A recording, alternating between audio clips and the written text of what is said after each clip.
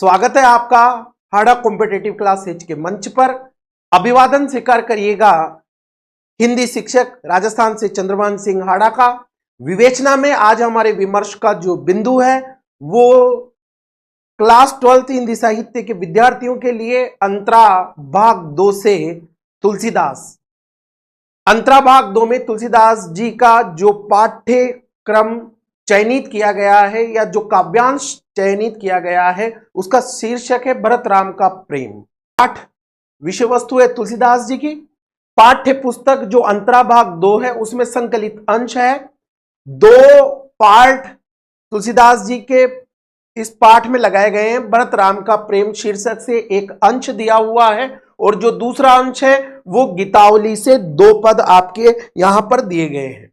अब जो प्रश्न परीक्षोपयोगी दृष्टिकोण से हम देखें उनमें 2 तरीके के प्रश्न पूछे जाते हैं। एक तो तुलसीदास जी के जीवन परिचय से भी प्रश्न आता है बोर्ड एग्जाम में, और फिर तुलसीदास जी के पद जो मूल पाठ है उसकी सप्रसंग व्याख्याएं आती है और उन पाठों से संबंधित प्रश्न जो बनते हैं उनसे आएगा। तो जो पहली विवेचना है हम बात करेंगे तुलसीदास जी के जीवन परिचय की।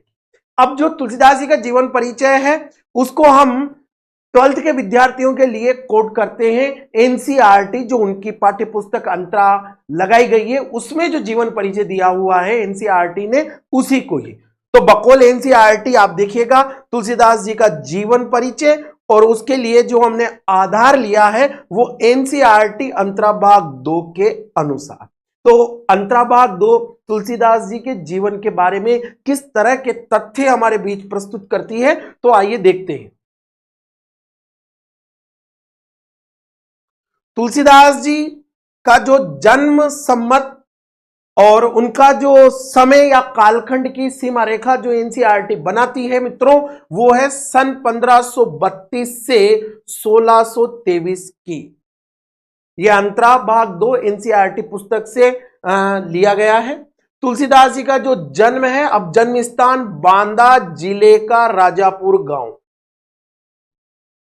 एक मान्यता में कुछ विद्वान उनका जन्म स्थान सोरो जो एटा के पास है उस स्थान को मानते हैं। हालांकि उनके जन्म स्थान यानी तुलसी के जन्म स्थान के बारे में विद्वानों में मतभेद है। इस तरह से एनसीईआरटी उस बात को लिख देती। जो मान्यताएं हैं अलग अलग। एक मान्यता बांदा जिले में राजापुर गांव को तुलसी का जन्म स्थान स्वीकार करती है और विद्वानों की जो दूसरी पंक्ति है या जो दूसरा दल है वो उनको सोरो एटा के पास जो जगह है उसे उनका जन्म स्थान मानता है। विद्वानों में जो ये मतभेद है इसका कथन एनसीईआरटी कर देती है। अगला जो पैराग्राफ है वो देखिएगा। तुलसी का जो बचपन है मित्रों वो घोर कष्ट में बीता। बालपन में ही उनका माता पिता से बिछो हो गया था। कारण कुछ भी रहा हो, बहुत सारे जो तथ्य हैं वो हमें अलग अलग जानकारियां देते हैं। कुछ कहते हैं अभुक्त मूल नक्षत्र में पैदा होने के कारण तुलसी को माता पिता के द्वारा छोड़ दिया गया था। कई सारी बातें हैं पर एनसीईआरटी उनके ऊपर बहुत ज्यादा नहीं कहती है, सीधे सीधे कह देती है माता पिता से उनका बिछो हो गया था और भिक्षाटन द्वारा वे अपना जीवन यापन करने को विवश हुए। तुलसी। अगला पैराग्राफ देखिएगा आप, तीसरा पैराग्राफ। अभी उनके पारिवारिक और व्यक्तिगत पृष्ठभूमि से ही हम जीवन परिचय को पढ़ रहे हैं। कहा जाता है गुरु नरहरि दास, ये उनके गुरु का नाम, की कृपा से उन्हें राम भक्ति का मार्ग मिला। रत्नावली, ये देखिए पारिवारिक जानकारियां। रत्नावली से उनका विवाह होना और उनकी बातों से यानी रत्नावली की बातों से प्रभावित होकर तुलसीदास का गृह त्याग करने की कथा प्रसिद्ध है। एनसीईआरटी इसका भी जिक्र करती है। पत्नी के प्रेम के कारण तुलसीदास एक बार कहा जाता है कि उनके ससुराल पहुंच जाते हैं। वहां रत्नावली को उस बात का पारिवारिक सदस्यों के बीच में अच्छा नहीं लगता है और वो व्यंग्यात्मक तरीके से कुछ कथन करती है। अस्थि चर्ममय देहवर तामे जैसी प्रीति जो होती श्री राम में तो न होती बहुबीती। इस तरह की कुछ पंक्तियां कहा जाता है। कहते हैं तुलसीदास जी उनको सुनकर उनको बड़ा क्षोभ होता है और वो उस घटना से आत्मग्लानिवश प्रभावित होकर चले जाते हैं और उनमें मोह माया, जो सांसारिक मोह माया है, उनके प्रति वैराग्य उत्पन्न हो जाता है और तुलसीदास जी वहीं से ही मुड़कर ईश्वर यानी राम की भक्ति की ओर अपना पूरा डेडिकेशन स्थापित कर देते हैं। ऐसी बहुत सी बातें, बहुत सी कथाएं, किंवदंतियां हम सुनेंगे। एनसीईआरटी भी उनको बहुत ज्यादा खोल नहीं रही है, सीधे सीधे तौर पर कुछ संकेत करते हुए एनसीईआरटी आगे बढ़ जाती है, किंतु इसका पर्याप्त प्रमाण नहीं मिलता। देखिए, संस्था एनसीईआरटी ने भी इस बात को कह दिया है, ऐसी बातें सुनी जाती है, कोई ज्यादा ऐसा प्रमाण नहीं मिलता है। पारिवारिक जीवन से विरक्त होने के बाद तुलसी काशी, चित्रकूट, अयोध्या आदि तीर्थों में भ्रमण करते रहे। फिर आगे देखिएगा,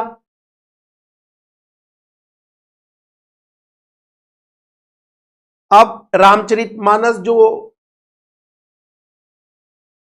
उनका प्रसिद्ध ग्रंथ है और भारतीय परंपरा का जो आधारभूत ग्रंथ है, उसकी रचना के बारे में भी एनसीईआरटी कुछ तथ्य आपके बीच में रखती है। सन 1574 में 74 में अयोध्या में तुलसी ने रामचरितमानस की रचना प्रारंभ की, जिसका कुछ अंश उन्होंने यानी रामचरितमानस का कुछ अंश तुलसी ने काशी में भी लिखा। बाद में वे काशी में रहने लगे थे और यहीं उनका निधन हुआ। तुलसी का निधन काशी में होता है, यानी कि बनारस में।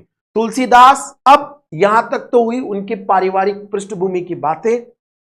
अब उनकी विवेचना में एनसीईआरटी बहुत ही अच्छे तरीके से उनके बारे में कुछ महत्वपूर्ण पंक्तियां लिखती हैं, तो आइएगा उनका भी हम आस्वादन करें। तुलसीदास लोक मंगल की साधना के कवि हैं। सीधा सीधा प्रश्न बनता है मित्रों, कॉम्पिटिटिव एग्जाम के लिए भी और आपके लिए भी, जानकारी आप जरूर ध्यान रखें। तुलसी लोक मंगल की साधना के कवि के रूप में जाने जाते हैं। उन्हें समन्वय का कवि भी कहा जाता है, समन्वय की विराट चेष्टा का कवि, जिसने उस समय की प्रचलित विरोधाभासी जो तथ्य थे, धारणाएं थी, उनको मिलाने में अथक प्रयास किया। अब वो चाहे निर्गुण और सगुण का द्वंद्व हो, गरीब और अमीर का हो, राजा और प्रजा का हो, कई सारी बातें, अब वो भले चाहे अवधि और ब्रिजभाषा का हो, उन सब में समन्वय की चेष्टा का प्रयास तुलसी के काव्य में स्पष्टतया दिखाई देता है। तुलसीदास का आगे देखिएगा आप,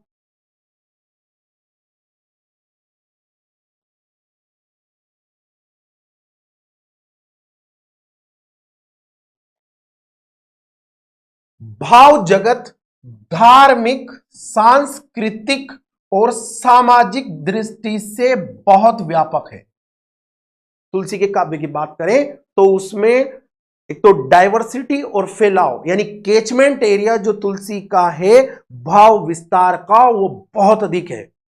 मानव प्रकृति और जीवन जगत संबंधी गहरी अंतर्दृष्टि और व्यापक जीवन अनुभव के कारण तुलसी रामचरितमानस में लोक जीवन के विभिन्न पक्षों का उद्घाटन कर सकी। बहुत ही खूबसूरत विवेचना है। फिर देखिएगा एनसीईआरटी आगे क्या कहती है। मानस में यानी रामचरितमानस में उनके यानी तुलसी के हृदय की विशालता, भाव प्रसार की शक्ति और मर्म स्पर्शी स्थलों की पहचान की क्षमता पूरे उत्कर्ष के साथ व्यक्त हुई है। बहुत ही सटीक विवेचना एनसीईआरटी हमारे बीच रखती है कि तुलसी काव्य में, जैसे हम मानस में जाते हैं तो वहां तुलसी के हृदय की विशालता जो कई तरह की वहां भावधाराओं में आपको दिखाई देगी, भाव प्रसार की शक्ति यानी कि साधारणीकरण की क्षमता जो तुलसी की थी, हर भाव, हर घटना, हर पात्र, हर परिस्थिति में जो अपने को आत्मसात करने की जो योग्यता थी तुलसी की, वो भी आपको रामचरितमानस में बहुत ही अच्छे रूप में सटीक तरीके से दिखाई देगी। और मर्म स्पर्शी स्थलों की पहचान की क्षमता तो इसमें कोई दो राय नहीं है। अभी ये जो पाठ हम पढ़ने वाले हैं भरत राम की भरत राम का प्रेम वो मर्म स्पर्शी स्थलों में से ही एक है, जहां पर तुलसी का जो भाव प्रसार है भरत की वाणी के द्वारा जो अभिव्यक्त होता है, एक कारुणिक एक मार्मिक स्थिति वहां पर बन जाती है। दो भाइयों के प्रेम की स्थिति का विवेचन जो यहां पर किया गया है, बहुत ही उम्दा तरीके से हम यहां तुलसी के भाव प्रसार की क्षमता को और मर्मस्पर्शी स्थलों की पहचान को देख पाएंगे। तुलसी को मानस में जिन प्रसंगों की अभिव्यक्ति का अवसर नहीं मिला, अब क्यों नहीं मिला मित्रों? क्योंकि जब लेखक किसी घटना कथा को चरित्रों को लेकर लिखना प्रारंभ करता है तो फिर धीरे धीरे उसकी कथा व्यक्तिगत जो है वह उन पात्रों के अनुरूप चलने लगती है, घटनाएं उस स्तर से घूमने लगती है। तो कई बार कुछ ऐसे भाव विचार व्यक्तिगत हो जाते हैं जिन्हें लेखक उस संदर्भ प्रसंग के अनुरूप लिख नहीं पाता है। तो ऐसी कुछ चीजें जो छूट गई हैं मानस में, ऐसा कहा तो जाता है कि चाहे अब वो बालकांड का प्रारंभ रहा हो या रामचरितमानस का उत्तरकांड, यहां पर उत्तरकांड में भी तुलसी ने अपने मन के विचार, क्योंकि वो राम कथा से मुक्त हो चुके थे और राम कथा से मुक्ति जैसे उन्हें मिलती है तो वो अपनी व्यक्तिगत भावनाएं विचार उत्तरकांड में बहुत ही खूबसूरत तरीके से सांग रूपक की छटा के साथ प्रस्तुत करते हैं। किंतु फिर भी जो चीजें हैं या जिन घटनाओं विचारों को वो व्यक्त नहीं कर पाए, जो उनको अवसर उतना नहीं मिला, उनको उन विचारों को तुलसी ने कवितावली गीतावली आदि में बाद में व्यक्त किया। विनय पत्रिका में विनय और आत्मनिवेदन के पद हैं। इस प्रकार तुलसी के काव्य में विश्वबोध और आत्मबोध का अद्वितीय समन्वय दिखाई देता है। आगे देखिएगा,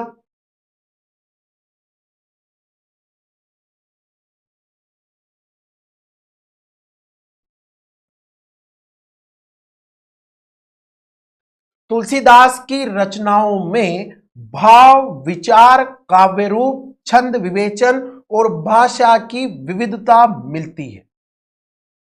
रामचरितमानस हिंदी का सर्वश्रेष्ठ महाकाव्य माना जाता है। इसकी रचना मुख्यतः दोहा और चौपाई छंद में हुई है। दोहा और चौपाई यानी कि चौपाइयों के बाद दोहा देने की जो पद्धति है, उस शैली में रामचरितमानस को तुलसी ने लिखा। तुलसी के पूर्व ये जो तकनीक है, इस पर भक्ति काल में निर्गुण काव्यधारा में प्रेम मार्गी शाखा के जो शिरस्थ या चूड़ांत कवि हम कह सकते हैं, महाकवि जायसी, उन्होंने पद्मावत में भी इस परंपरा को का निर्वाह किया था। किंतु वहां जो भाषा थी वो ग्रामीण अवधि थी और तुलसी के यहां पर जो अवधि है वो साहित्यिक परिनिष्ठित परिमार्जित अवधि है। रामचरितमानस की जो भाषा है वो अवधि है। गीतावली कृष्ण गीतावली तथा विनय पत्रिका पद शैली में की रचनाएं हैं, तो दोहावली स्फुट दोहों का संकलन दिखाई देती है। आगे देखिएगा,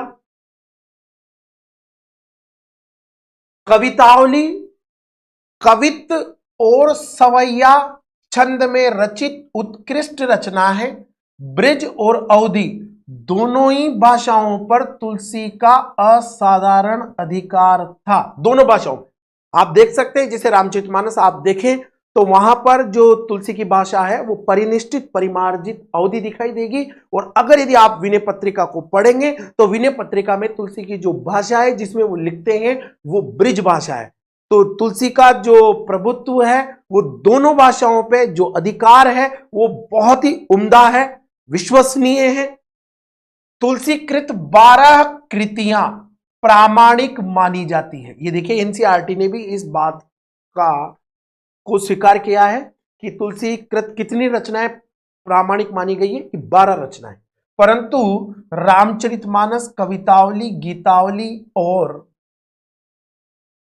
विनय पत्रिका ही उनकी ख्याति के आधार स्तंभ है।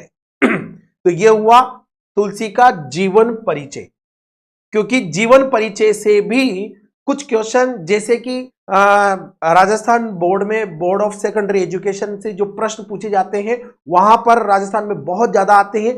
अन्य बोर्ड में भी कवि के जीवन परिचय से किसी एक कवि का जीवन परिचय यानी अथवा में जो आएगा वहां आपको लिखना है, और किसी एक का जीवन परिचय गद्य पाठ से भी आएगा वहां आपको लिखना है। तो ये जो जीवन परिचय है ये आपको अलग से मैंने बता दिया है। उस प्रश्न के उत्तर में आपको यहां पर सहयोग मिलेगा। अब हम आगे बढ़ते हैं। जो पाठ्य पुस्तक है उसमें कौन कौन सी पाठ काव्यांश का चयन करके आपके रखा गया है। तो पाठ्य पुस्तक में चयनित अंश तुलसी के काव्य से, पाठ्य पुस्तक में प्रस्तुत चौपाई और दोहा को रामचरितमानस के, यानी कि जो अंतराभाग 2 में तुलसी दास के पाठ में संकलित जो चौपाई और दोहा है वो रामचरितमानस के अयोध्या कांड से लिया गया है। यह आपके संदर्भ में पंक्ति बहुत महत्वपूर्ण तरीके से काम आएगी। जैसे मान लो कोई व्याख्या आ जाती है, तो जब आप व्याख्या लिखें तो व्याख्या के पहले जब आप संदर्भ लिखेंगे तो वहां पर आप क्या लिखेंगे कि ये जो अवतरित पंक्तियां, आलोच्य पंक्तियां, विवेच्य पंक्तियां जो आपके पेपर में आई है, चौपाई और दोहा रामचरितमानस के अयोध्या कांड से लिया गया। अब हम इसको कैसे लिखेंगे? हमारी पाठ्य पुस्तक अंतराभाग 2 में प्रसिद्ध महाकवि तुलसीदास के पाठ से संकलित अंश जो दोहा और चौपाई के रूप में हमारे यहाँ पर संकलित किया गया है या अवतरित किया गया है, ये रामचरितमानस के अयोध्या कांड से संकलित की गई है। इन छंदों में राम वन गमन के पश्चात, जब राम वन को चले जाते हैं उसके पश्चात भरत की मनोदशा का वर्णन किया गया है।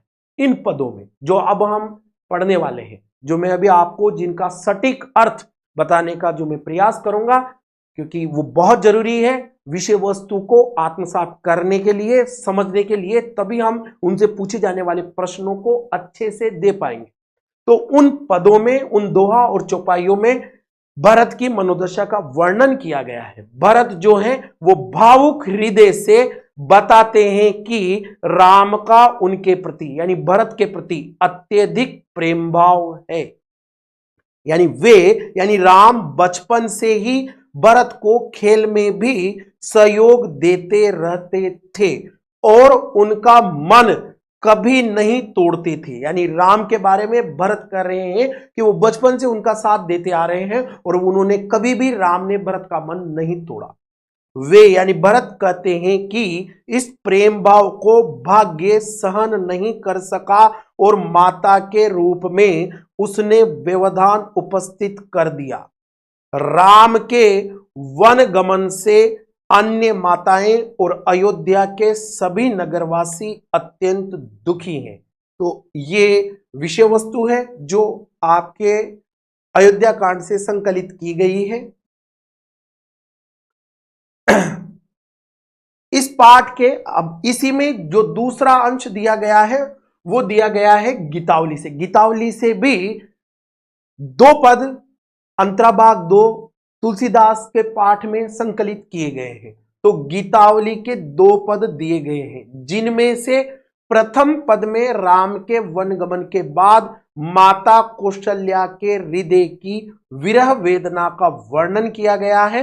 वे राम की वस्तुओं को देखकर उनका स्मरण करती है और बहुत दुखी हो जाती है। ये गीतावली के प्रथम पद की बारे में जानकारी है। और जो दूसरा पद है उसमें विषय वस्तु किस तरह की है उसके बारे में भी एनसीईआरटी कहती है कि दूसरे पद में मां कौशल्या राम के वियोग में दुखी अश्वों यानी घोड़ों को देख करके राम से एक बार पुनः अयोध्यापुरी आने का निवेदन करती है। तो मित्रों, ये हुई आपकी पाठ्य पुस्तक में जो अंश संकलित किया गया है उसके बारे में कुछ महत्वपूर्ण सारगर्भित पंक्तियां। अब हम शुरुआत करते हैं मूल विषय वस्तु की, उनके सटीक सरलार्थ। तो देखिएगा, पहली जो पंक्तियां हैं वो किस तरह की है और उसका संदर्भ क्या है। तो जैसे हम शुरुआत करते हैं, पठितांश में भरत राम का प्रेम की सप्रसंग व्याख्या है। पूरा पाठ जो है भरत राम के प्रेम का, वो मैं अब आपके बीच में रखने जा रहा हूं। शुरुआत होती है आपकी, ये जो पहली पंक्तियां हैं वो कुछ इस तरह से है। रामचरितमानस अयोध्या कांड, भरत राम का प्रेम। पुलक शरीर सभा बैठाड़े, नीरज नयन नेह जलबाड़े, कहब मोर मुनिनाथ निबाहा, एहि ते अधिक कहो में कहा। अब जैसे ये पंक्तियां आती, ये 4 पंक्तियां, इनमें हम संदर्भ कैसे लिखेंगे तो वो भी मैंने आपके लिए यहां पर दे दिया है, ताकि आपको किसी तरह की कोई तकलीफ ना हो। कहीं से भी आपके इस अंश में अगर यदि पंक्तियां आती है, जैसे कि ये चारों आ जाती है, तो विद्यार्थी संदर्भ कैसे लिखेंगे।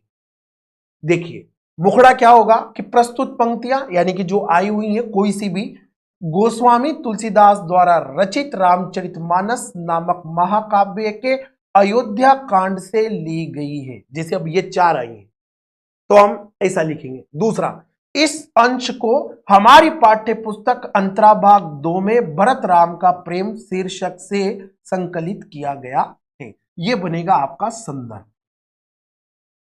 क्योंकि संदर्भ भी सटीक होना चाहिए। आगे देखिएगा, अब प्रसंग कैसे लिखें हम, तो ये देखिएगा अब प्रसंग।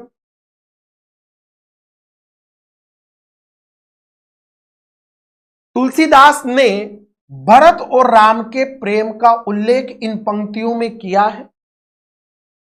श्री राम सीता एवं लक्ष्मण के वन गमन के पश्चात चित्रकूट में आयोजित सभा में जब मुनि वशिष्ठ भरत से अपने मन की बात कहने के लिए कहते हैं, तब भरत की मार्मिक दशा दिखाई पड़ती है कि जब पूरा राज समाज, माताएं, भरत चित्रकूट में आते हैं और वो अपना पक्ष रखने के लिए मुनि वशिष्ठ भरत से कहते हैं, तो वहां पर भरत के मन में जो राम के प्रति अगाध प्रेम है, वो उसके कई कोण, कई फलक दिखाई पड़ते हैं मित्रों। उनको आपके बीच में यहां रखा है। साथ ही इसमें राम के स्वभाव के बारे में भी बताया गया है। इस तरह से आप प्रसंग लिख देंगे। अब व्याख्या कैसे करेंगे, तो मैं लाइन टू लाइन आपके लिए सभी पंक्तियों का अर्थ बताते हुए चलूंगा। अर्थ भी कैसा होना चाहिए, सटीक और सरल। इस 2 बात पर या इन 2 बिंदुओं पर मेरा हमेशा फोकस रहा है और आगे भी रहेगा। लिखा हुआ क्या है, शब्द क्या है और उसका सरलार्थ क्या हो सकता है। तो देखिए, पहली पंक्ति थी कि पुलक शरीर सभा बैठाड़े, तो पुलकित होकर सभा बैठाड़े, सभा में ठाड़े यानी खड़े हो गए। अब देखिए, आप शरीर से पुलकित होकर वे, अब किसके बारे में ये कहा जा रहा है, तो कौन खड़े हो गए। ये कॉम्पिटिटिव एग्जाम की बात है। बोर्ड एग्जाम में ऐसा नहीं पूछा कौन खड़े हुए, पूछ भी सकता है। तो कौन, किनके बारे में या किनके प्रेम के कोणों की विवेचना के लिए हम ये पाठ पढ़ रहे हैं। तो यहां भरत के हृदय में राम के प्रति जो प्रेम भाव है उसको अभिव्यक्त किया जा रहा है। तो यहां जो सभा में खड़े हो रहे हैं अपना पक्ष रखने के लिए, वे भरत हैं। वे सभा में खड़े हो गए, भरत। आगे देखिए, नीरज नयन नेह जल बाड़े, क्या हो गया, नेत्रों से। और नेत्र भी कैसे हैं, तो यहां पर देखिए आप उपमा दी जा रही, नीरज कमल के समान नेत्रों में, नेह जल प्रेम के आंसुओं की, प्रेम का जल यानी प्रेमाश्रुओं की बाड़े, क्या आ गई, बाढ़ आ गई, भावावेश के कारण, भावों के उद्रेक के कारण। उस स्थिति परिस्थिति में जब भरत खड़े होते हैं, उस मनोदशा में वो भाव गांभीर्य से भर जाते हैं और उनके आंखों से, क्योंकि वाणी अवरुद्ध हो जाती है, और उस सिचुएशन में या उस स्थिति में उनकी आंखों से आंसुओं की बाढ़ आ जाती है। आगे देखिएगा, अब क्या कहते हैं वो, तो वाणी संक्षिप्त होती जाती है, भाव आधिक्य के कारण। कहब मोर मुनिनाथ निबाहा।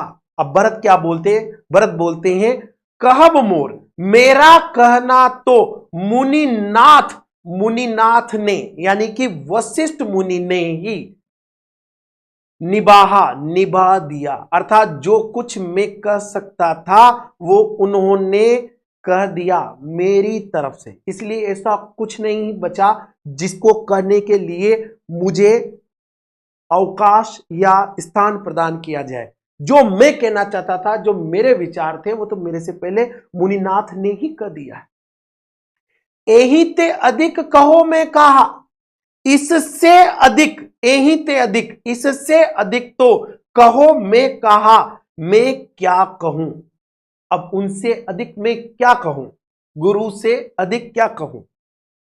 फिर दूसरी पंक्तियां देखिएगा, ये देखिए दूसरा पद चलता है, मैं जानो निज नाथ स्वभाव, अपराधीन पर कहूं न काऊ, मोह पर कृपा स्नेहु विशेषी, खेलत खुनिश न कबहू देखी। भरत अपनी तरफ से अपने मन के उद्गार प्रकट कर रहे हैं और वहां पर राम के स्वभाव के बारे में भी जानकारी स्पष्ट होती जा रही है। वो क्या कर रहे हैं, मैं जानो निज नाथ स्वभाव, मैं यानी भरत अपने बारे में करें, जानो जानता हूं, निज नाथ अपने स्वामी का स्वभाव यानी स्वभाव, मैं अपने स्वामी का स्वभाव, अपना स्वामी वो करे राम को, मैं अपने स्वामी का स्वभाव अच्छे से जानता हूं। अब क्या जानता हूं, अपराधीन, अपराधी पर कोहू न कहूं, वे कभी क्रोध नहीं करते। राम का स्वभाव ऐसा है कि वे जो अपराध करने वाले अपराधी हैं उन पर भी कभी क्रोध नहीं करते हैं। फिर आगे देखो,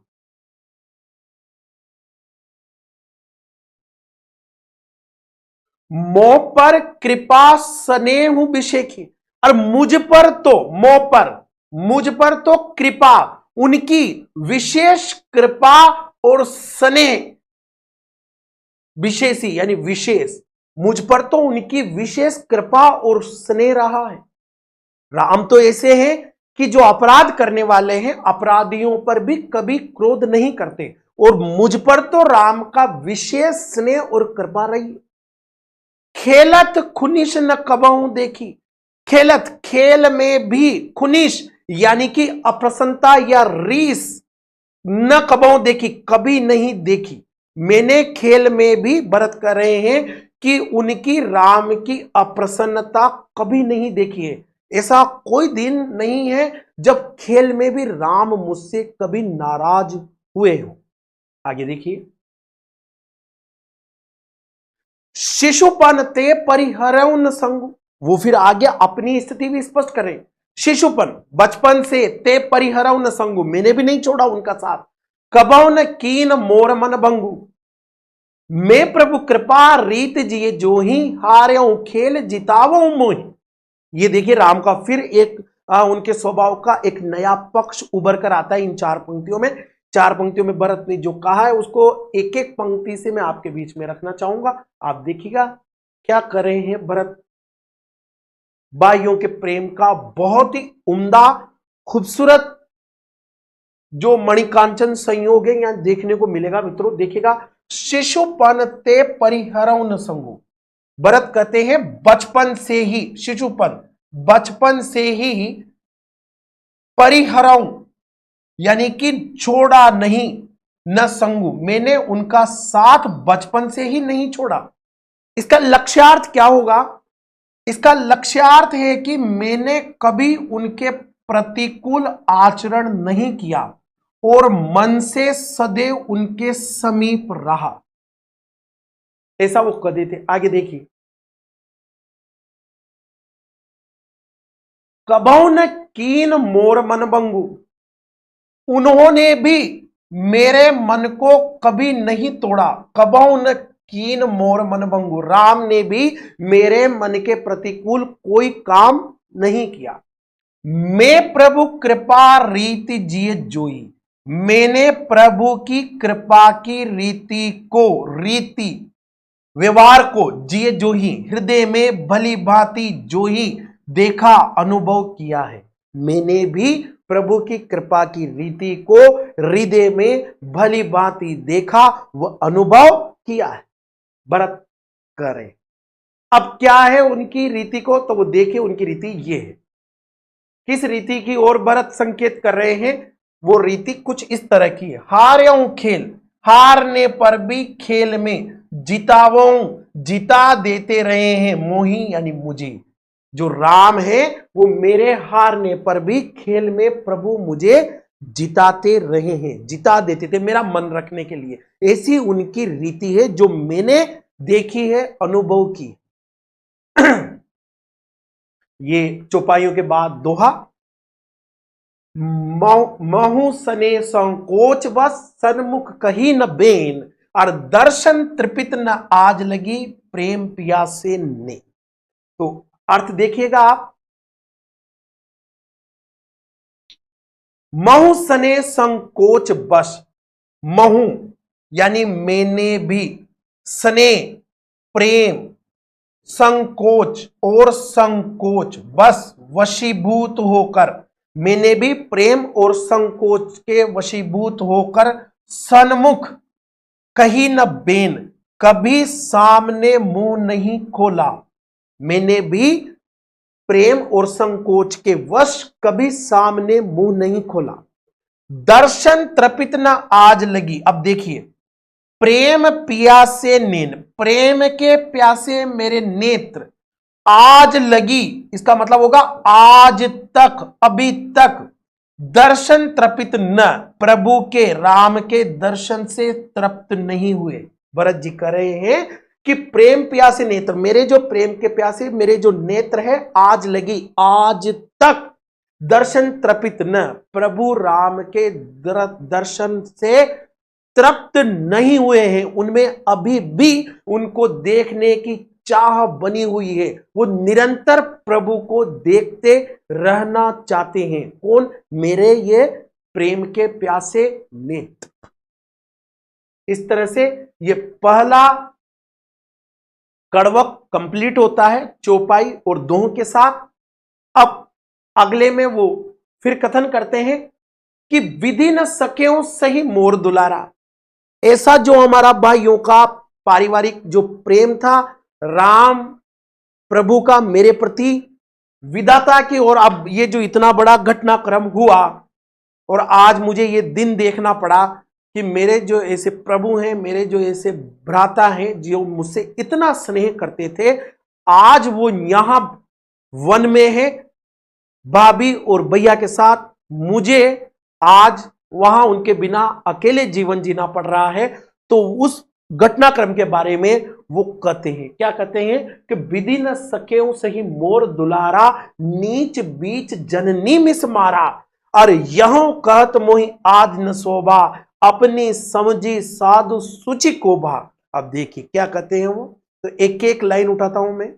भरत कहते हैं कब विधि न सकेओ, विधाता भी न सहन कर सका, मोर दुलारा मेरा दुलार, विधाता मेरा दुलार न सह सका। प्रभु का मेरे प्रति जो प्रेम था, दुलार था, उसे विधाता सहन नहीं कर सका।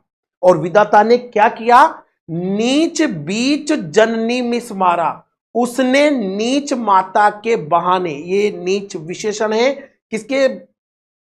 जननी, बीच, नीच बीच जननी मिस पारा, उसने नीच माता के बहाने मेरे और स्वामी के बीच अंतर, पारा क्या कर दिया? डाल दिया। पारा का मतलब डाल दिया, बीच यानी अंतर। तो उसने, विधाता ने नीच माता के बहाने, अब वो माता कैकेयी की ओर संकेत कर रहे हैं, नीच माता के बहाने मेरे और स्वामी के बीच, स्वामी यानी कि राम के बीच अंतर, बीच, पारा यानी डाल दिया। यह अब उनके मुंह से अचानक भावावेश में माता कैकेयी के प्रति नीच शब्द निकल गया। अचानक उनको याद आता है कि राम माता से बहुत प्रेम करते हैं और उनको भी उस बात में लगता है कि अब मैंने गलत कहा है। तब वो अपनी इस भूल को सुधारते हुए कहते हैं, यह कहत मोहि आज न शोभा, यह भी कहना आज मुझे शोभा नहीं देता, कि यदि मैं ऐसा कहूं तो भी मुझे शोभा नहीं देता। अब कैसे शोभा नहीं देता है, तो उसको भी वो स्पष्ट करते हैं कि यदि मैं ये कहता हूं कि माता नीच है और मैं सज्जन हूं, तो भी सही नहीं लगेगा। कैसे नहीं लगेगा? अपनी समझी साधु सुचि कोबा, अपनी समझी अपनी समझ से साधु सुचि कोबा, कौन साधु और सुचि यानी पवित्र हुआ है। अरे अपने कहने से कौन साधु और सुचि यानी पवित्र हुआ है। साधु और पवित्र तो दूसरे कहें, आपको, आपके बारे में, आपके व्यक्तित्व के बारे में दूसरे व्यक्ति इस बात का कथन करें, तब साधु और सुचि माना जाए। स्वयं के कहने से साधु और पवित्र नहीं माना जाएगा। जिसको दूसरा साधु और पवित्र माने वही साधु है। तो मेरे कहने से दुनिया मुझे साधु थोड़ी माने। यूं अगली पंक्ति देखिए, फिर वो कहते हैं कि जैसा उन्होंने कहा, नीच बीच जननी मिस पारा, तो उस पंक्ति को थोड़ा सा और कहते हैं वो, मातु मंदी में साधु सुचाली। वो स्पष्ट कर रहे हैं कि यदि माता बंदी है और मैं साधु और सुचाली हूं, उर अस आनत कोट कुचाली, ऐसा मेरे हृदय में आना ही, वो बता रहे हैं कि क्या है, फरई की कोदब बाली सुशाली। अब ऐसा कैसे संभव होगा कि माता तो दुष्ट और पुत्र सही हो। मुक्ता प्रसव की संभव काली, क्या काली गूंगी उज्जवल मोतियों को जन्म दे सकती है? नहीं दे सकती। तो आगे देखिएगा, वो दृष्टांत से आगे की पंक्तियों में स्पष्ट करते हैं, मातु मंदी में साधु सुचाली, माता नीच है और मैं सदाचारी और साधु हूं।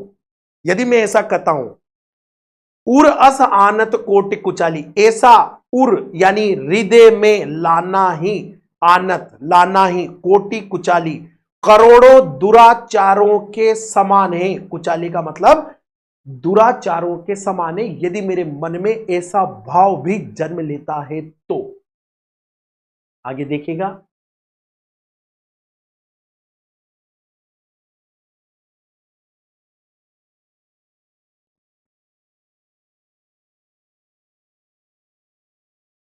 फरई की कोदब बाली सुसाली, क्या कोदों की बाली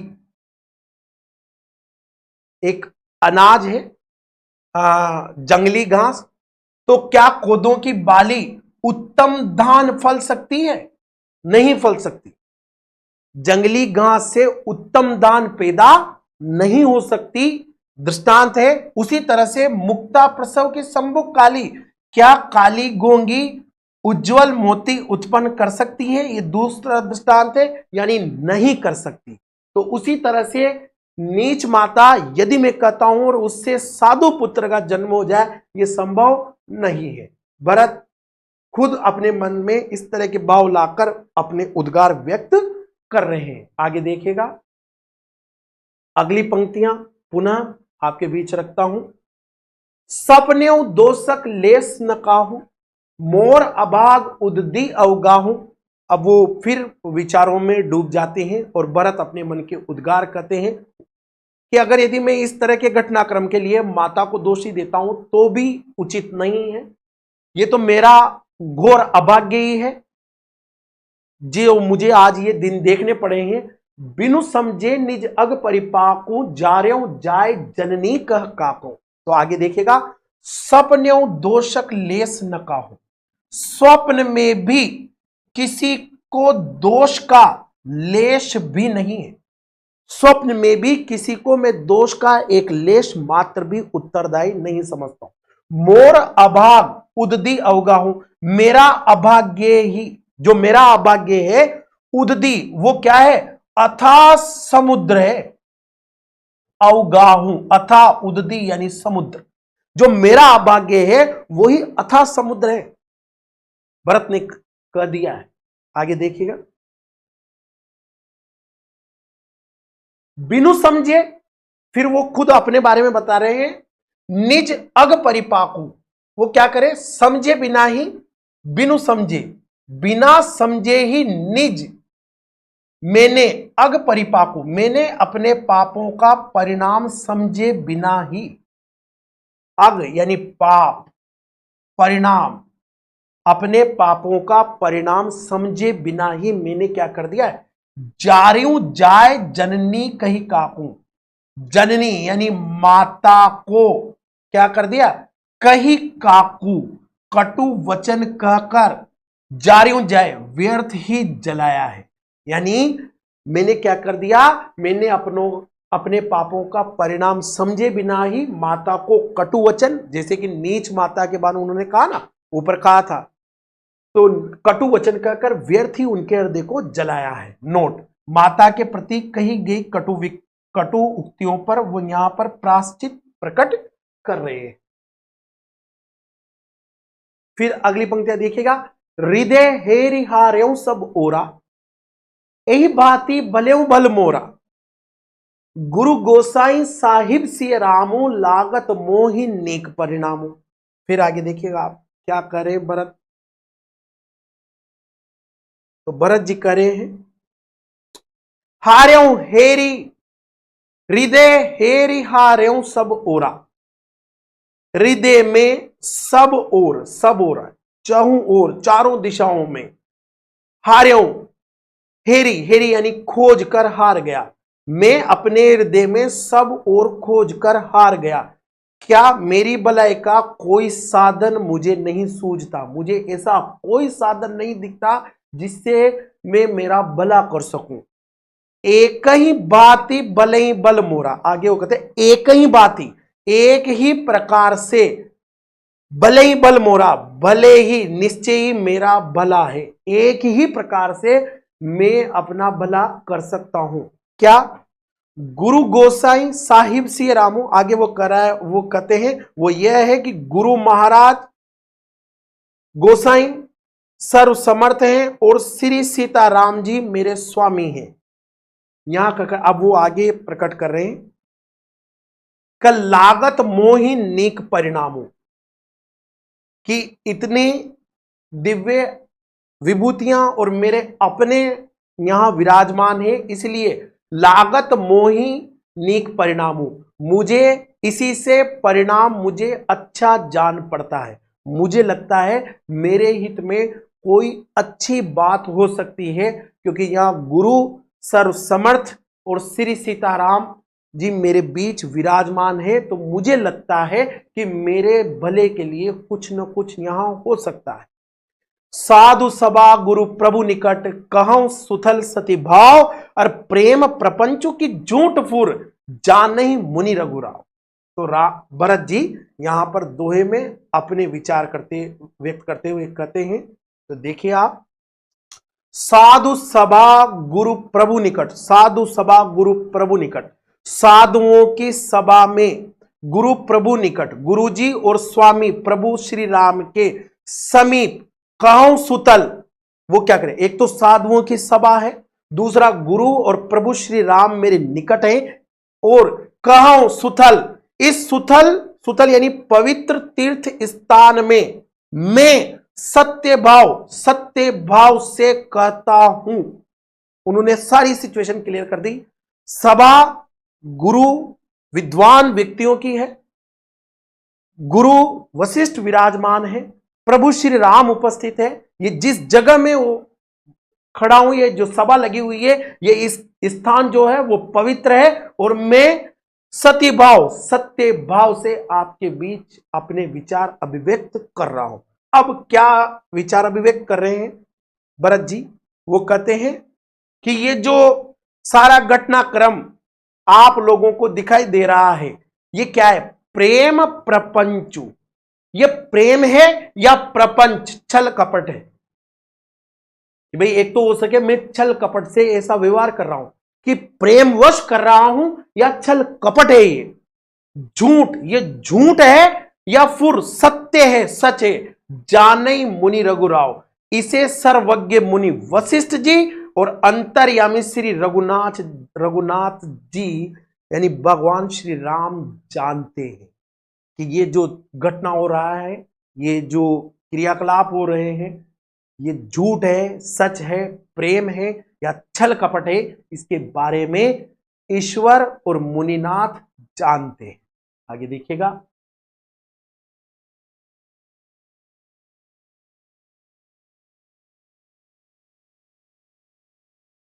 फिर वो आगे भरत जी कहते हैं भूपति, अब राजा दशरथ के बारे में बताया जा रहा है। भूपति मरण प्रेम पनुराख, राजा ने तो प्रेम का प्रण रखते हुए क्या कहे मरण मृत्यु को चुन लिया। जननी कुमति जगतु सब साखी, सारा संसार इस बात का साक्षी है माता की कुमति के बारे में। देखी न जाए बिकल महतारी, अब राम और भैया और भाभी के बिना जो अयोध्या है वहां पर क्या हो रहा है, माताएं व्याकुल है। जरई दुसह जर पुर नर नारी, और अयोध्या जो नगर है उसके नर नारियों की भी स्थिति कैसी है, इस पूरे घटनाक्रम के विवेचन इन पंक्तियों में भरत जी कर रहे हैं। भरत जी के उद्गार आप देखिएगा। भरत कहते हैं भूपति मरण प्रेम पनुराखी, प्रेम के प्रण को निभाकर, प्रेम पनुराखी, राखी यानी निभाकर, उसका निर्वाह करके, प्रेम के प्रण का निर्वाह करके, प्रेम की प्रतिज्ञा का निर्वाह करके, भूपति मरण, महाराज पिताजी का मरना, उन्होंने तो मरण को चुन लिया क्योंकि वो इतना प्रेम करते थे राम से। उन्होंने पहले ही कह दिया था कि हे आप वरदान तो मांग रही हो, पर अगर यदि राम मेरे से दूर हो जाता है तो मेरे प्राणांत हो जाएंगे। और उन्होंने वरदान में मांगा 14 वर्ष का वनवास। जैसे ही राम अयोध्या को छोड़कर जाते हैं, बाहर चले जाते हैं, तो पिता महाराज दशरथ की मृत्यु हो जाती। जननी कुमति जगतु सबु साखी, आगे वो क्या कहते हैं, माता की कुबुद्धि जननी कुमति, माता केकई की कुबुद्धि जगतु, और यानी कि पिता महाराज के प्रेम के निर्वाह का और माता की कुबुद्धि का, जगत यानी ये दोनों का सारा संसार साक्षी है। सारा संसार ये जानता है कि पिता ने तो राम के प्रति प्रेम का निर्वाह करते हुए मृत्यु का वरण कर लिया, और माता ने कई तरह के षड्यंत्र रचकर पुत्र को घर से विदा कर दिया। तो इन दोनों घटनाओं का साक्षी सारा संसार है, ये भरत करे। देखी न जाई विकल महतारी, फिर आगे वो कहते हैं विकल व्याकुल महतारी, जो माताएं हैं, देखी न जाए, वे देखी नहीं जाती हैं, उनकी स्थिति बड़ी विकल हो गई है, व्याकुल है, पीड़ित है, दुखी है, चिंतित है, और वो उनकी स्थिति अब देखी नहीं जाती है। आगे देखिए, जरई दूसरा, फिर भरत जी कहते हैं कि जरई दूसरा जर पुर नर नारी, पुर नर नारी, पुर नर नारी का मतलब है अवधपुरी के जो नर और नारी हैं वो क्या हो रहे हैं, जरई दुसह, वो दुसह ताप से जल रहे हैं। ये जर यानी जल रहे हैं। अयोध्या नगर के जो नर नारी है वो असहनीय ताप से जल रहे हैं। तो फिर आगे देखिए, अब इतना सारा जो घटनाक्रम हुआ उसके लिए वो किसे दोषी मानते हुए क्या कहते हैं, मही यानी मैं ही सकल अनर्थ कर मूला, उनको ऐसा लगता है भरत जी को कि इन सारे अनर्थों का मूल मैं ही हूं। सो सुनी समझी सहिब सब सूला, सुनी बन गवनु कीन रघुनाथा, करी मुनि बेश लखन सिय साथा, कि मैंने ऐसा सुना है कि कैसे राम वन को गए थे, बिनु पायनी पयोदी पाए, कि जब गए थे तो पैरों में क्या नहीं थे, पयोनी यानी कि जूते भी नहीं थे।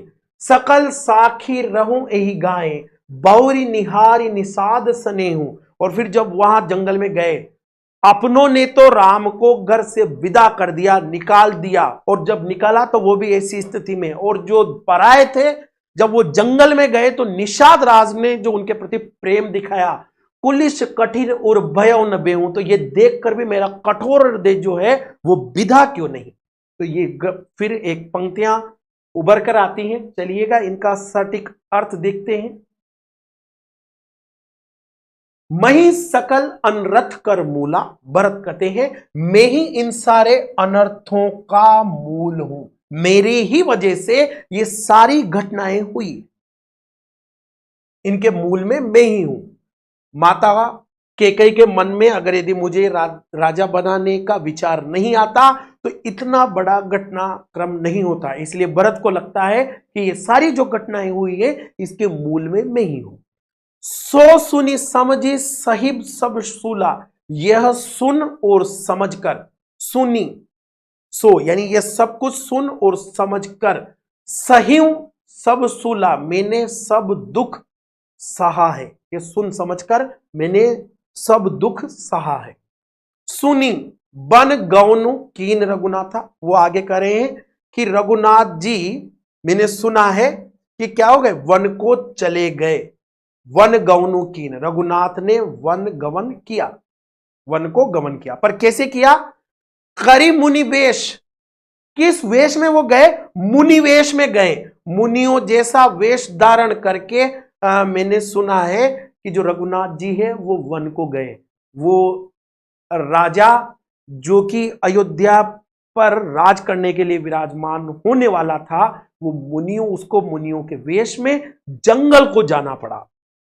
लखन सिए साथा, और किसको साथ लेकर गए, वो कौन कौन गए उनके साथ, लक्ष्मण और सीता जी के साथ। और कैसे, बिनु पानहीन, वो आगे कह रहा है बिना पयोदही पाए, बिना जूते पहने और पांव प्यादे, पयोदही पानहीन, पानहीन का मतलब बिना जूते के, पयादेही, पयादेही का मतलब है पैदल ही उन्हें जाना पड़ा। ये मैंने सुना भरत जी कर कि वन को गमन किया रघुनाथ ने, कैसे किया, करी मुनि वेश, मुनियों जैसा वेश धारण करके, लखन को साथ लेकर, लखन सिए साथा, लखन और माता सीता को साथ लेकर, बिना पायनी यानी बिना जूतों के, पयादही पैदल पैदल ही। आगे देखिए, आगे भरत जी फिर कहते हैं, वो कहते हैं शंकर साखी रहो यही गाय, ये सुनकर शंकर जी साक्षी हैं, शंकर साखी, शंकर साक्षी रहो यही गाय, इस घाव से भी मैं जीता रह गया। ये सुनकर भी जो मुझे घाव हुआ, इस घाव को सहन कर लिया मैंने, मैं जिंदा रह गया। ये सुनते ही मेरे प्राण निकल नहीं गए, उनको निकल जाना चाहिए था, किंतु शंकर जी साक्षी हैं, इतने बड़े घाव को भी मैं सहन कर गया।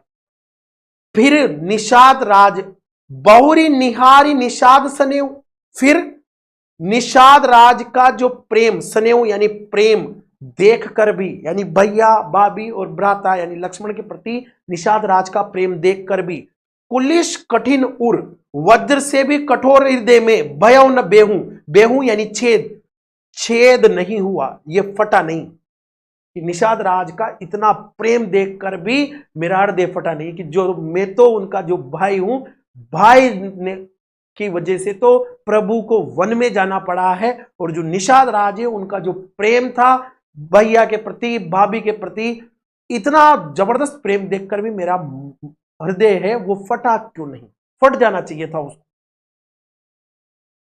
आगे देखिएगा, अब सब आखिन देखो आई, जियत जीव जड़ सबही सहाई, जिनई निर्खि मग सापन बीछी, तजई विषम विस्तापस तीछी। आगे वो कहते हैं अब सब आखिन देखो आई, अब यहां आकर सब आंखों से मैंने देख लिया, जियत जीव जड़ सबही सहा, ये जो जड़ जीव है ये जियत क्या होगा, जीता रहकर, सबही सहाय सभी सहावेगा, ये जो जीव है, ये जो जड़ जीव है, ये जिंदा रहकर सब सहन कराएगा मेरे को, सारी परिस्थितियों से, अनुकूल प्रतिकूल। आगे देखिए, जिनई निरखि मग सापन बीची, जिनको देखकर मग यानी रास्ते की सापिनी, और बीछी यानी बीछी भी तजई छोड़ देती हैं विषम भयानक विष को और तामस तीछी, क्या करें हो, अपने भयानक विष और तीव्र क्रोध को त्याग देती। विष विषम विषु कि तजई यानी छोड़ देती है भयानक विष को और तामस तीव्र तीछी यानी कठोर क्रोध को, जिनको देखकर रास्ते की सांप और बिच्छू भी अपने भयानक विषम विष को और कठोर क्रोध को छोड़ देती हैं। ऐसे उनके बारे में कहा जा रहा है, भरत कहते ही तेई रघुनंदन, वे रघुनंदन लखन सिए अनहित लागी जाए, वे ही श्री रघुनंदन लक्ष्मण और सीता जिनको शत्रु जान पड़े। अरे जिनको रास्ते में देखकर तो सांप और बिच्छू भी अपने विषम विष को और कठोर क्रोध को छोड़ देते हैं, ऐसे रघुनंदन लक्ष्मण और सीता जिन्हें शत्रु लगे, तासु तनय उस केकई के पुत्र मुझको तजी छोड़कर दूसरा दुख असहनीय दूसरा दुख देव यानी भाग्य सहाओ काहीं, और किसे सहावेगा और किसे प्रदान करेगा, वो दुख ये भाग्य मुझे ही देगा, क्योंकि ऐसी दिव्य विभूतियां भी मेरी मां को शत्रु लगी हैं, तो उस पाप कर्म का फल तो मुझे भोगना ही पड़ेगा। भरत जी ने ठीक कर दिया। इस तरह से ये आपकी सारी जो चौपाइयां और दोहे थे उनका सटीक अर्थ जो हो सकता था मित्रों, वो मैंने आपके बीच रखा। अब इन पदों का या इन चौपाई और दोहों का लगभग विशेष भाव क्या होगा सभी में ही, वो मैं आपके बीच में यहां विशेष प्रसंग और संदर्भ मैंने बता दिया, सटीक व्याख्याएं पूरे पदों की बता दी। अब आप विशेष में क्या लिखेंगे यदि ये पंक्तियां इनमें से कोई सी भी आती है तो? एक तो पठितांश का काव्य रूप जो है वो महाकाव्यात्मक है, आप ये लिख सकते हैं क्योंकि ये रामचरितमानस के अयोध्या कांड से ली गई है, तो पहले आप काव्य रूप को लिख दो। हम विशेष में क्या क्या लिख सकते हैं, आप शैली को लिख सकते हो, किस शैली में ये रचना हुई है, तो शैली है दोहा चौपाई की कड़वक शैली, तो काव्य रूप हो गया, शैली होगी। अब भाषा पर आ जाओ आप, भाषा क्या लिखेंगे आप, तो ये साहित्यिक अवधि है जो तत्सम प्रधान है, क्योंकि इसमें जो शब्द हैं वो तत्सम अधिक है, किंतु भावानुकूल है एवं गयता के गुण से संपन्न है, इसे गाया जाता है। अलंकारों का प्रयोग यथा योग्य रूप में किया गया है, जैसा कि मैंने आपको बताया उपमा लगभग है ही से, नीरज नयन आदि रूपक अलंकार है वहां पर। दृष्टांत ही से काली गोंगी उज्जवल मोतियों को कैसे जन सकती है, क्या जंगली घास से उत्तम दान पैदा हो सकती है, तो दृष्टांत आदि अलंकारों का, उसे हम चाहें तो ऐसा भी लिख सकते हैं। अर्थालंकारों का बहुत ही खूबसूरत प्रयोग तुलसी ने किया। उपयुक्त पंक्तियों में भरत जी की विनम्रता दृष्टव्य है, तो इस तरह से आप विशेष लिख सकते हैं। अब यहां के बाद ये गीतावली के पद हैं मित्रों, जो गीतावली से दिए हुए हैं वो भी मैं आपके बीच में रख देता हूं। दोनों पद हैं, ये पहला पद है, इसको आप देखिएगा, ये देखिए प्रथम पद में कहा जा रहा है, जनन निरखती बाण धनुइया बार बार उर नैनन लावती प्रभु जी की ललित पनैया, और कबहु प्रथम जो जाई जगावती कही प्रिय बचन समारे, और उठऊ तात बलि मातु बदन पर अनुज सखा सब द्वारे, कबहु कहतियों बड़ी बार भई जाऊं भूप प भैया, और बंधु बोल जे जो भावे गई निछावरी मैया, कबहु समझी बन गबन राम को रही चकित चित्र लिखी सी, और तुलसीदास वह समय कहे ते लागत प्रीति सीखी सी। ये प्रथम पद है गीतावली का, और इनके अर्थ क्या होंगे ये देख सकते हैं आप, ये देखिए। तो पहले मैं सटीक अर्थ बता देता हूं, पंक्ति बाय पंक्ति, वर्ड टू वर्ड आप देखिए। जननी माता कौशल्या के बारे में बताया जा रहा है, निरखती बाण धनुइया माता रघुनाथ जी के बाण धनुइया खेल कूद के धनुष को देखती हैं। अब वो प्रसंग मैंने बताया था, पहले एनसीईआरटी ने भी बता रखा है कि जब राम का वन गमन हो जाता है, वो वन को चले जाते हैं। अयोध्या में माता को कि जब राम का वन गमन हो जाता है, राम वन को चले जाते हैं, अयोध्या में माताएं राम के बिना है, अकेली है, और वहां राम लक्ष्मण सीता आदि की वस्तुओं को देखकर उनकी स्थिति और ज्यादा दुखदायी हो जाती है, कारुणिक स्थिति की ओर चली जाती हैं। उस बात का वर्णन इन पदों में, इन पंक्तियों में किया जा रहा है। जननी निरखती बांधनुइया, माता रघुनाथ जी के खेल कूद के धनुष को देखती है, क्योंकि उसको देखकर उनको अपुत्र की याद आती। बार बार उर नैननी लावती, कहा जा रहा है प्रभु जी की ललित पन्नैया, प्रभु जी की जो नन्ही नन्ही ललित, छोटी छोटी ललित यानी सुंदर जूतियां हैं, उन्हें बारंबार हृदय और नेत्रों से लगाती है माता। बार बार उर यानी हृदय, नैननी यानी नेत्रों से, लावती यानी लगाती है प्रभु जी यानी श्री राम की ललित यानी सुंदर, पन्नैया यानी जूतियों को।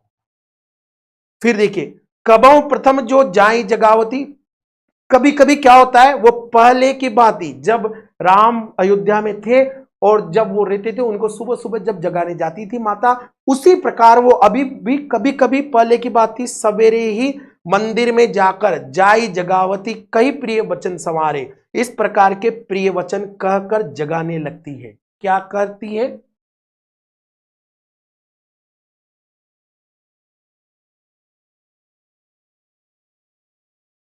क्योंकि उनकी दैनिक जीवन के कार्यक्रम वैसे ही हैं। उनको ऐसा नहीं लगता है कि राम वन को चले गए हैं। वो अभी भी सुबह उठते ही जब पुत्र को जगाने जाती हैं तो कुछ उसी प्रकार जगाती है जैसे पहले प्रभु वहां थे।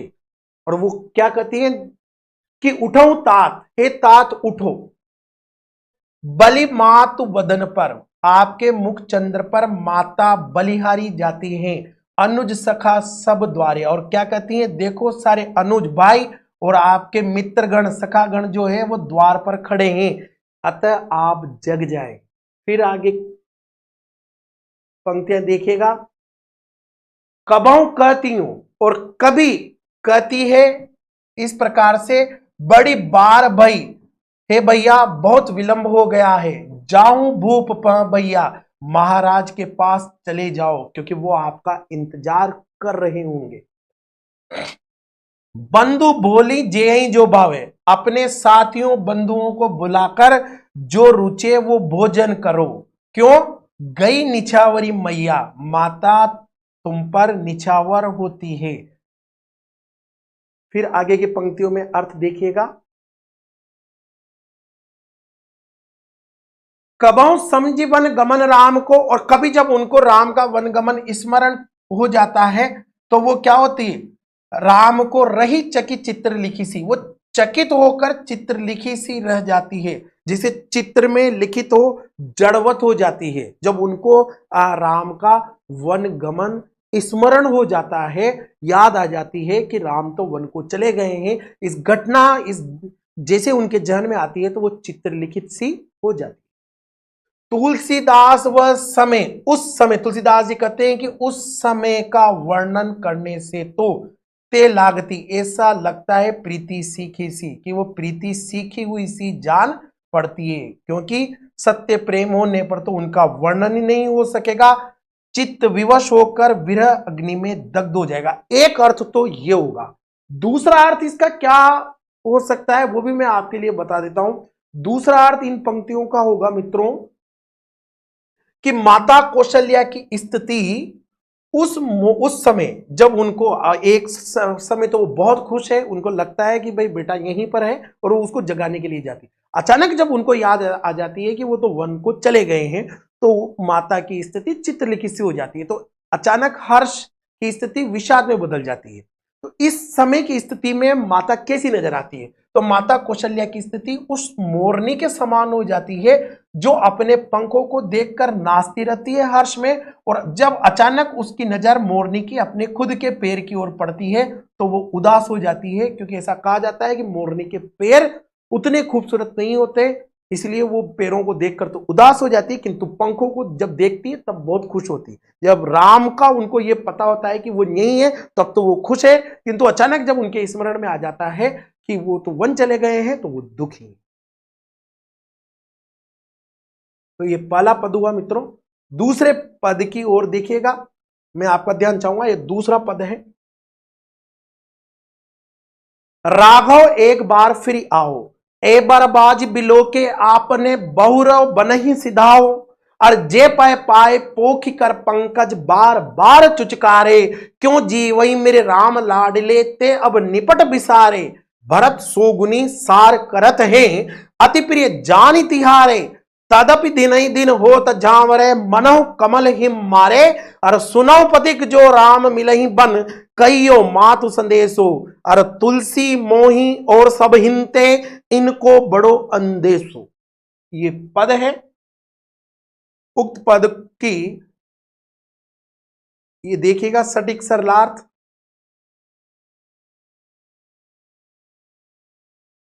राघव एक बार फिर आओ, हे राघव तुम एक बार तो अवश्य लौट आओ। माता कहती है कि हे राघव तुम एक बार वन से पुनः लौट आओ, एक बार आ जाओ। क्यों आ जाओ भाई?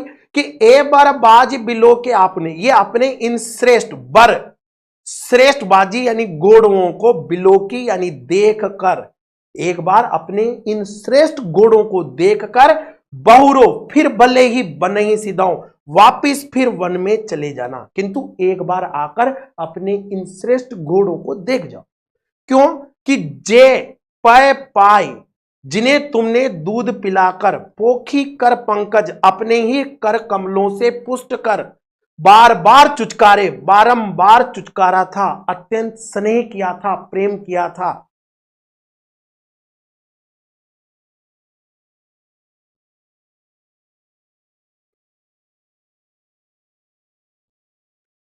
क्यों जीवई मेरे राम लाडिले, ए मेरे लाडिले राम, वे अब क्या हो गए? ते अब निपट बिसारे। जब तुम यहां थे तो तुमने उनके प्रति पहले तो इतना जबरदस्त प्रेम किया, और अब तुमने उन्हें पूर्ण रूप से एकाएक ही भूला दिया, तो तुम्हारे भूले जाने से वो कैसे जीवित रह सकते हैं? वो श्रेष्ठ वज या वारी यानी घोड़े। आगे देखिएगा। अब उनको ऐसा लगा माता को कि इस संदेश में जो वो संदेश वाहकों के द्वारा या पथिकों के द्वारा भेज रही हैं, अगर यदि राम सुनेंगे तो उनको ऐसा लगेगा कि भाई उनकी क्या सार संभाल अच्छे से नहीं हो रही है, भरत अपने उत्तरदायित्वों को अच्छे से पूरा नहीं कर रहे हैं क्या? तो माता को इस बात का भान हो जाता है कि कहीं राम ये न समझ ले कि भरत अपने कार्यों को, कर्तव्यों को अच्छे से नहीं कर रहा है। इसलिए वो अगली पंक्ति में ही कह देती है कि भरत सो गुनी सार करत हैं। तुम ये मत सोचना कि भरत उनकी देखभाल नहीं कर रही तुम्हारे जाने के बाद, अति प्रिय जानी। और भरत ऐसा क्यों कर रहे हैं? तुम्हारे अत्यंत प्रिय जानकर। भरत जी को यह पता है कि ये जो श्रेष्ठ वाजी यानी घोड़े हैं, ये प्रभु राम को बहुत पसंद है, कि तुम्हारे अत्यंत प्रिय जानकर यद्यपि भरत जी इनकी 100 गुनी संभाल करते हैं, बहुत ज्यादा करते हैं, तदपि फिर भी दिन ही दिन, प्रतिदिन होत जाओ रे, ये दुर्बल होते जा रहे हैं।